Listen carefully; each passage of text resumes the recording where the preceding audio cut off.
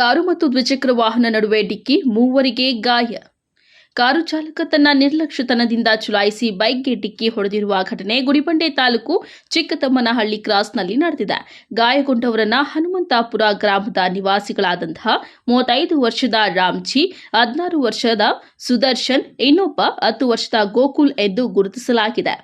ಜಾಗರೂಕತೆಯಿಂದ ಕಾರು ಚಲಾವಣೆ ಮಾಡಿ ದ್ವಿಚಕ್ರ ವಾಹನಕ್ಕೆ ಡಿಕ್ಕಿ ಹೊಡೆದ ಪರಿಣಾಮ ದ್ವಿಚಕ್ರ ವಾಹನ ಸಮೇತ ರಸ್ತೆಗೆ ಎಳೆದುಕೊಂಡು ಹೋಗಿದೆ. ಬೈಕ್ ಸವಾರ ರಾಮ್ಜಿಗೆ ಗಂಭೀರ ಗಾಯವಾಗಿದ್ದು ಅವರನ್ನ ಚಿಕ್ಕಬಳ್ಳಾಪುರ ಜಿಲ್ಲೆಯ ಆಸ್ಪತ್ರೆಗೆ ರವಾನಿಸಲಾಗಿದೆ. ಉಳಿದ ಇಬ್ಬರಿಗೆ ಗುಡಿಬಂಡೆ ಸರ್ಕಾರಿ ಆಸ್ಪತ್ರೆಯಲ್ಲಿ ಚಿಕಿತ್ಸೆ ನೀಡುತ್ತಿದ್ದಾರೆ. ಮಾನವೀಯತೆ ಮೆರೆದ ಗುಡಿಬಂಡೆ ಪೊಲೀಸ್ ಅಪಘಾತ ನಡೆದ ಸ್ಥಳಕ್ಕೆ ಭೇಟಿ ನೀಡಿ ಗಾಯಾಳುಗಳನ್ನು ತಮ್ಮ ಜೀಪ್ನಲ್ಲಿ ಗುಡಿಬಂಡೆ ಆಸ್ಪತ್ರೆಗೆ ದಾಖಲಿಸುವ ಮೂಲಕ ಮಾನವೀಯತೆ ಮೆರೆದಿದ್ದಾರೆ. ಕಾರು ಚಾಲಕ ಕಾರು ಬಿಟ್ಟು ಪರಾರಿಯಾಗಿದ್ದಾನೆ. ಈ ಘಟನೆಯ ಬಗ್ಗೆ ಗುಡಿಬಂಡೆ ಪೊಲೀಸ್ ಠಾಣೆಯಲ್ಲಿ ದೂರು ದಾಖಲಾಗಿದೆ.